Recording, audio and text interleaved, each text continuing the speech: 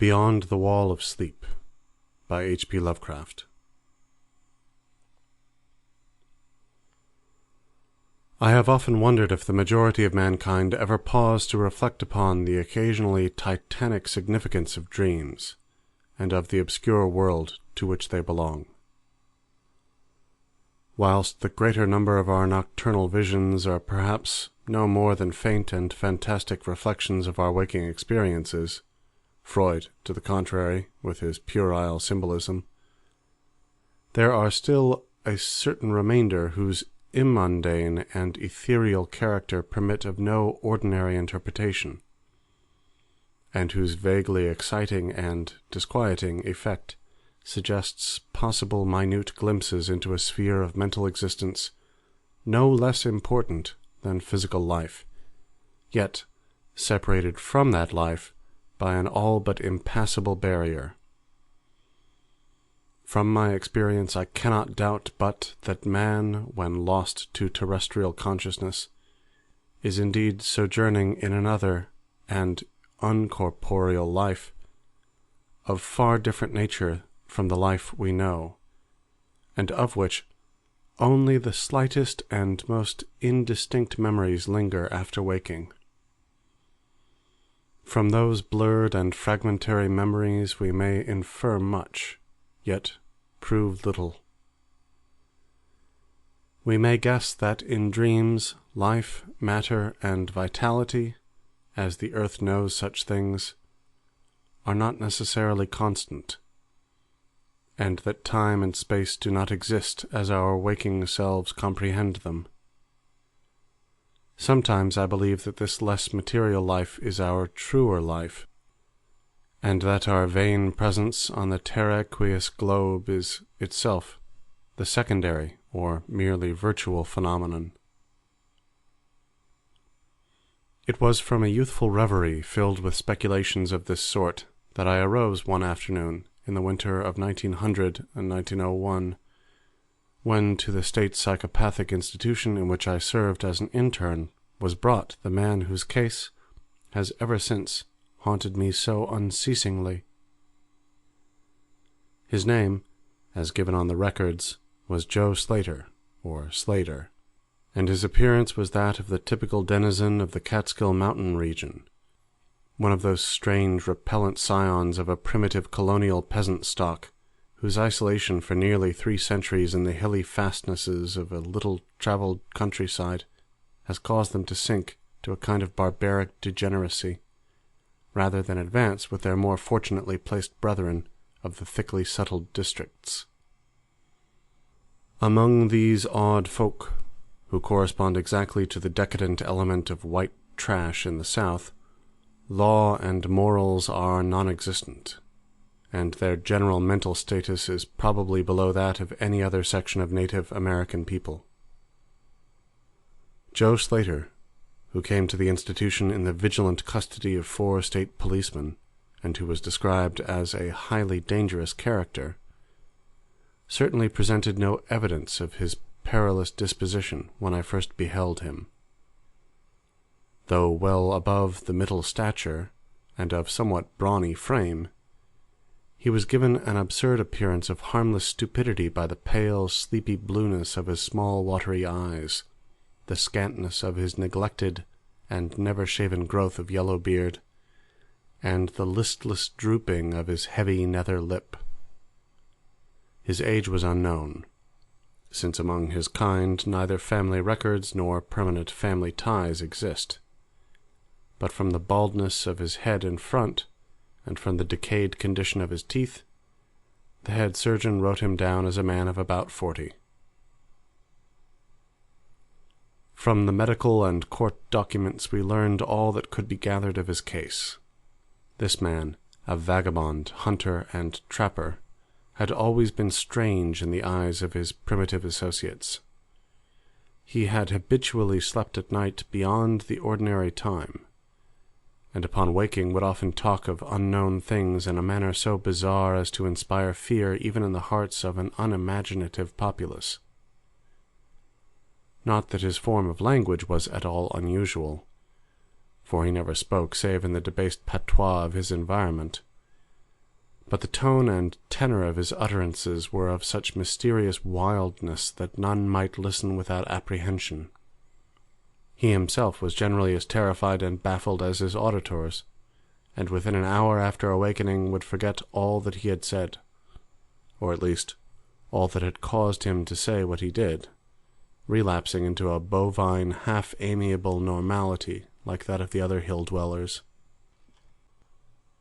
As Slater grew older, it appeared, his matutinal aberrations had gradually increased in frequency and violence, till about a month before his arrival at the institution had occurred the shocking tragedy which caused his arrest by the authorities. One day, near noon, after a profound sleep begun in a whiskey debauch at about 5 of the previous afternoon, the man had roused himself most suddenly, with ululations so horrible and unearthly that they brought several neighbors to his cabin, a filthy sty where he dwelt with a family as indescribable as himself. Rushing out into the snow, he had flung his arms aloft and commenced a series of leaps directly upward in the air, the while shouting his determination to reach some, quote, big cabin with brightness in the roof and walls and floor, and the loud, queer music far away, unquote. As 2 men of moderate size sought to restrain him, he had struggled with maniacal force and fury, screaming of his desire and need to find and kill a certain, quote, thing that shines and shakes and laughs, unquote. At length, after temporarily felling one of his detainers with a sudden blow, he had flung himself upon the other in a demoniac ecstasy of bloodthirstiness, shrieking fiendishly that he would, quote, jump high in the air and burn his way through anything that stopped him, unquote. Family and neighbors had now fled in a panic, and when the more courageous of them returned, Slater was gone, leaving behind an unrecognizable pulp-like thing that had been a living man but an hour before. None of the mountaineers had dared to pursue him, and it is likely that they would have welcomed his death from the cold. But when several mornings later they heard his screams from a distant ravine, they realized that he had somehow managed to survive, and that his removal in one way or another would be necessary. Then had followed an armed searching party, whose purpose, whatever it may have been originally, became that of a sheriff's posse, after one of the seldom popular state troopers had by accident observed, then questioned, and finally joined the seekers. On the 3rd day, Slater was found unconscious in the hollow of a tree, and taken to the nearest jail, where alienists from Albany examined him as soon as his senses returned. To them he told a simple story. He had, he said, gone to sleep one afternoon about sundown after drinking much liquor. He had awakened to find himself standing bloody-handed in the snow before his cabin, the mangled corpse of his neighbor, Peter Slater, at his feet. Horrified, he had taken to the woods in a vague effort to escape from the scene of what must have been his crime. Beyond these things he seemed to know nothing, nor could the expert questioning of his interrogators bring out a single additional fact. That night, Slater slept quietly, and the next morning he awakened with no singular feature save a certain alteration of expression. Dr. Barnard, who had been watching the patient, thought he noticed in the pale blue eyes a certain gleam of peculiar quality, and in the flaccid lips an all but imperceptible tightening, as if of intelligent determination. But when questioned, Slater relapsed into the habitual vacancy of the mountaineer, and only reiterated what he had said on the preceding day. On the 3rd morning occurred the first of the man's mental attacks. After some show of uneasiness in sleep, he burst forth into a frenzy so powerful that the combined efforts of 4 men were needed to bind him in a straitjacket. The alienists listened with keen attention to his words, since their curiosity had been aroused to a high pitch by the suggestive, yet mostly conflicting and incoherent stories of his family and neighbors. Slater raved for upward of 15 minutes, babbling in his backwoods dialect of green edifices of light, oceans of space, strange music, and shadowy mountains and valleys. But most of all did he dwell upon some mysterious blazing entity that shook and laughed and mocked at him. This vast, vague personality seemed to have done him a terrible wrong, and to kill it in triumphant revenge was his paramount desire. In order to reach it, he said, he would soar through abysses of emptiness, burning every obstacle that stood in his way. Thus ran his discourse, until with the greatest suddenness he ceased. The fire of madness died from his eyes, and in dull wonder he looked at his questioners and asked why he was bound. Dr. Barnard unbuckled the leather harness and did not restore it till night, when he succeeded in persuading Slater to don it of his own volition, for his own good. The man had now admitted that he sometimes talked queerly, though he knew not why. Within a week, 2 more attacks appeared, but from them the doctors learned little. On the source of Slater's visions they speculated at length, for since he could neither read nor write, and had apparently never heard a legend or fairy tale, his gorgeous imagery was quite inexplicable. That it could not come from any known myth or romance was made especially clear by the fact that the unfortunate lunatic expressed himself only in his own simple manner. He raved of things he did not understand and could not interpret, things which he claimed to have experienced, but which he could not have learned through any normal or connected narration. The alienists soon agreed that abnormal dreams were the foundation of the trouble, dreams whose vividness could for a time completely dominate the waking mind of this basically inferior man. With due formality, Slater was tried for murder, acquitted on the ground of insanity, and committed to the institution wherein I held so humble a post. I have said that I am a constant speculator concerning dream life, and from this you may judge of the eagerness with which I applied myself to the study of the new patient, as soon as I had fully ascertained the facts of his case. He seemed to sense a certain friendliness in me, born no doubt of the interest I could not conceal, and the gentle manner in which I questioned him. Not that he ever recognized me during his attacks, when I hung breathlessly upon his chaotic but cosmic word pictures.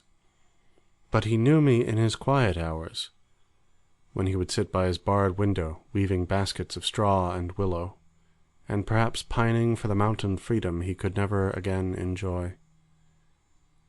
His family never called to see him. Probably it had found another temporary head, after the manner of decadent mountain folk. By degrees I commenced to feel an overwhelming wonder at the mad and fantastic conceptions of Joe Slater. The man himself was pitiably inferior in mentality and language alike, but his glowing, titanic visions, though described in a barbarous, disjointed jargon, were assuredly things which only a superior or even exceptional brain could conceive. How, I often asked myself, could the stolid imagination of a Catskill degenerate conjure up sights whose very possession argued a lurking spark of genius? How could any backwoods dullard have gained so much as an idea of those glittering realms of supernal radiance and space about which Slater ranted in his furious delirium? More and more I inclined to the belief that in the pitiful personality who cringed before me lay the disordered nucleus of something beyond my comprehension, something infinitely beyond the comprehension of my more experienced, but less imaginative medical and scientific colleagues. And yet I could extract nothing definite from the man. The sum of all my investigation was that, in a kind of semi-corporeal dream life, Slater wandered or floated through resplendent and prodigious valleys, mountains, gardens, cities, and palaces of light, in a region unbounded and unknown to man. That there he was no peasant or degenerate, but a creature of importance and vivid life, moving proudly and dominantly, and checked only by a certain deadly enemy, who seemed to be a being of visible yet ethereal structure, and who did not appear to be of human shape, since Slater never referred to it as a man, or as aught save a thing. This thing had done Slater some hideous but unnamed wrong, which the maniac, if maniac he were, yearned to avenge. From the manner in which Slater alluded to their dealings, I judged that he and the luminous thing had met on equal terms, that in his dream existence the man was himself a luminous thing of the same race as his enemy. This impression was sustained by his frequent references to flying through space and burning all that impeded his progress. Yet these conceptions were formulated in rustic words wholly inadequate to convey them, a circumstance which drove me to the conclusion that, if a dream world indeed existed, oral language was not its medium for the transmission of thought. Could it be that the dream soul inhabiting this inferior body was desperately struggling to speak things which the simple and halting tongue of dullness could not utter? Could it be that I was face to face with intellectual emanations which would explain the mystery, if I could but learn to discover and read them? I did not tell the older physicians of these things, for middle age is skeptical, cynical, and disinclined to accept new ideas. Besides, the head of the institution had but lately warned me in his paternal way that I was overworking, that my mind needed a rest. It had long been my belief that human thought consists basically of atomic or molecular motion, convertible into ether waves or radiant energy, like heat, light, and electricity.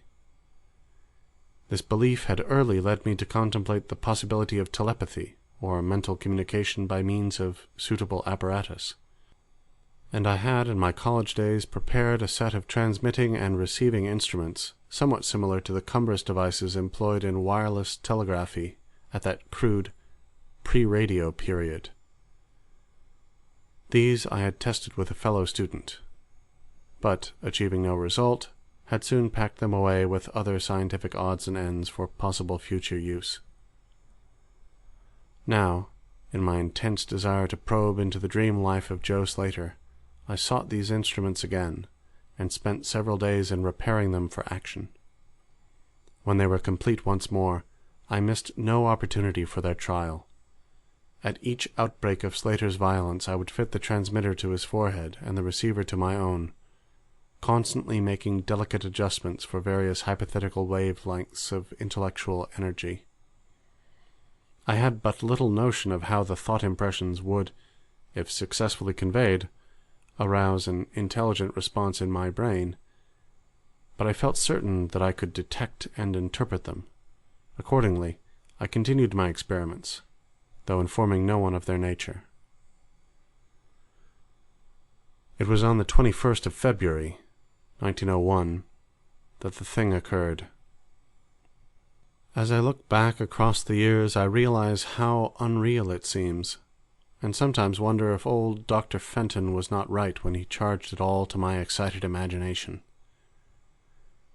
I recall that he listened with great kindness and patience when I told him, but afterward gave me a nerve powder and arranged for the half-year's vacation on which I departed the next week. That fateful night I was wildly agitated and perturbed, for despite the excellent care he had received, Joe Slater was unmistakably dying.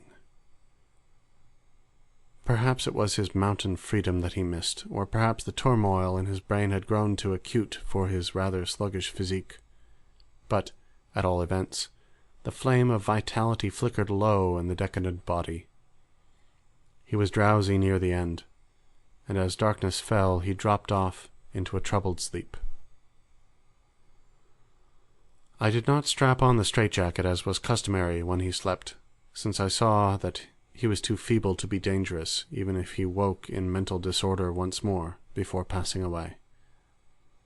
But I did place upon his head and mine the two ends of my cosmic radio, hoping against hope for a first and last message from the dream world in the brief time remaining.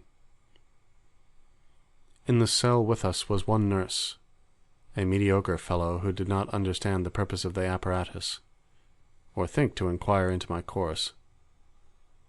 As the hours wore on, I saw his head droop awkwardly in sleep, but I did not disturb him. I myself, lulled by the rhythmical breathing of the healthy and the dying man, must have nodded a little later. The sound of weird lyric melody was what aroused me. Chords, vibrations, and harmonic ecstasies echoed passionately on every hand, while on my ravished sight burst the stupendous spectacle of ultimate beauty. Walls, columns, and architraves of living fire blazed effulgently around the spot where I seemed to float in air, extending upward to an infinitely high vaulted dome of indescribable splendor. Blending with this display of palatial magnificence, or rather, supplanting it at times in kaleidoscopic rotation, were glimpses of wide plains and graceful valleys, high mountains, and inviting grottos, covered with every lovely attribute of scenery which my delighted eyes could conceive of, yet formed wholly of some glowing ethereal plastic entity, which in consistency partook as much of spirit as of matter. As I gazed, I perceived that my own brain held the key to these enchanting metamorphoses, for each vista which appeared to me was the one my changing mind most wished to behold. Amidst this Elysian realm I dwelt not as a stranger, for each sight and sound was familiar to me, just as it had been for uncounted eons of eternity before, and would be for like eternities to come. Then the resplendent aura of my brother of light drew near and held colloquy with me, soul to soul, with silent and perfect interchange of thought. The hour was one of approaching triumph, for was not my fellow being escaping at last from a degrading periodic bondage, escaping forever, and preparing to follow the accursed oppressor, even unto the uttermost fields of ether, that upon it might be wrought a flaming cosmic vengeance which would shake the spheres. We floated thus for a little time, when I perceived a slight blurring and fading of the objects around us, as though some force were recalling me to earth, where I least wished to go. The form near me seemed to feel a change also, for it gradually brought its discourse toward a conclusion, and itself prepared to quit the scene, fading from my sight at a rate somewhat less rapid than that of the other objects. A few more thoughts were exchanged, and I knew that the luminous one and I were being recalled to bondage, though for my brother of light it would be the last time. The sorry planet shell being well nigh spent, in less than an hour my fellow would be free to pursue the oppressor along the Milky Way, and past the hither stars to the very confines of infinity. A well-defined shock separates my final impression of the fading scene of light from my sudden and somewhat shamefaced awakening and straightening up in my chair, as I saw the dying figure on the couch move hesitantly. Joe Slater was indeed awakening, though probably for the last time. As I looked more closely, I saw that in the sallow cheeks shone spots of color which had never before been present. The lips, too, seemed unusual, being tightly compressed, as if by the force of a stronger character than had been Slater's. The whole face finally began to grow tense, and the head turned restlessly with closed eyes. I did not rouse the sleeping nurse, but readjusted the slightly disarranged headband of my telepathic radio, intent to catch any parting message the dreamer might have to deliver. All at once, the head turned sharply in my direction, and the eyes fell open, causing me to stare in blank amazement at what I beheld. The man who had been Joe Slater, the Catskill decadent, was gazing at me with a pair of luminous, expanding eyes whose blue seemed subtly to have deepened. Neither mania nor degeneracy was visible in that gaze, and I felt beyond a doubt that I was viewing a face behind which lay an active mind of high order. At this juncture my brain became aware of a steady external influence operating upon it. I closed my eyes to concentrate my thoughts more profoundly, and was rewarded by the positive knowledge that my long-sought mental message had come at last. Each transmitted idea formed rapidly in my mind, and though no actual language was employed, my habitual association of conception and expression was so great that I seemed to be receiving the message in ordinary English. "Joe Slater is dead," came the soul-petrifying voice of an agency from beyond the wall of sleep. My opened eyes sought the couch of pain and curious horror, but the blue eyes were still calmly gazing, and the countenance was still intelligently animated. "He is better dead, for he was unfit to bear the active intellect of cosmic entity. His gross body could not undergo the needed adjustments between ethereal life and planet life. He was too much an animal, too little a man. Yet it is through his deficiency that you have come to discover me, for the cosmic and planet souls rightly should never meet. He has been in my torment and diurnal prison for 42 of your terrestrial years. I am an entity like that which you yourself become in the freedom of dreamless sleep. I am your brother of light, and have floated with you in the effulgent valleys. It is not permitted me to tell your waking earth self of your real self, but we are all roamers of vast spaces and travelers in many ages. Next year I may be dwelling in the Egypt which you call ancient, or in the cruel empire of Tsan Shan, which is to come 3,000 years hence. You and I have drifted to the worlds that reel about the red Arcturus, and dwelt in the bodies of the insect philosophers that crawl proudly over the fourth moon of Jupiter. How little does the earth's self know life and its extent! How little indeed ought it to know for its own tranquillity! Of the oppressor I cannot speak. You on earth have unwittingly felt its distant presence. You who, without knowing, idly gave the blinking beacon the name of Algol, the demon star. It is to meet and conquer the oppressor that I have vainly striven for eons, held back by bodily encumbrances. Tonight I go as a nemesis, bearing just and blazingly cataclysmic vengeance. Watch me in the sky, close to the demon star. I cannot speak longer, for the body of Joe Slater grows cold and rigid, and the coarse brains are ceasing to vibrate as I wish. You have been my only friend on this planet, the only soul to sense and seek for me within the repellent form which lies on this couch.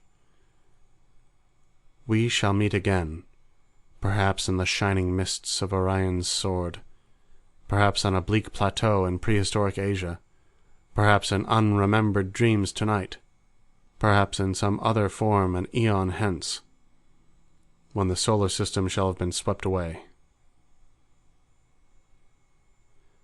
At this point, the thought waves abruptly ceased.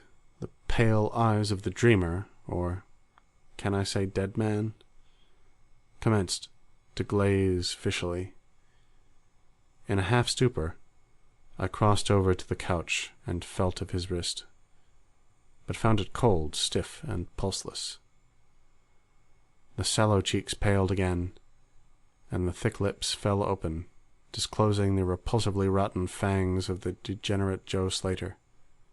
I shivered, pulled a blanket over the hideous face, and awakened the nurse. Then I left the cell, and went silently to my room.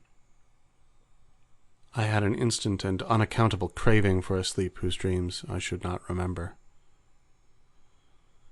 The climax? What plain tale of science can boast of such a rhetorical effect? I have merely set down certain things, appealing to me as facts, allowing you to construe them as you will. As I've already admitted, my superior, old Dr. Fenton, denies the reality of everything I have related. He vows that I was broken down with nervous strain and badly in need of a long vacation on full pay which he so generously gave me. He assures me, on his professional honor, that Joe Slater was but a low-grade paranoiac, whose fantastic notions must have come from the crude hereditary folk tales which circulated even in the most decadent of communities. All this he tells me, yet I cannot forget what I saw in the sky on the night after Slater died. Lest you think me a biased witness, another pen must add this final testimony, which may perhaps supply the climax you expect. I will quote the following account of the star Nova Persei verbatim, from the pages of that eminent astronomical authority, Professor Garrett P. Serviss. Quote, on February 22nd, 1901, a marvelous new star was discovered by Dr. Anderson of Edinburgh, not very far from Algol. No star had been visible at that point before. Within 24 hours, the stranger had become so bright that it outshone Capella. In a week or two, it had visibly faded, and in the course of a few months, it was hardly discernible with the naked eye. Unquote.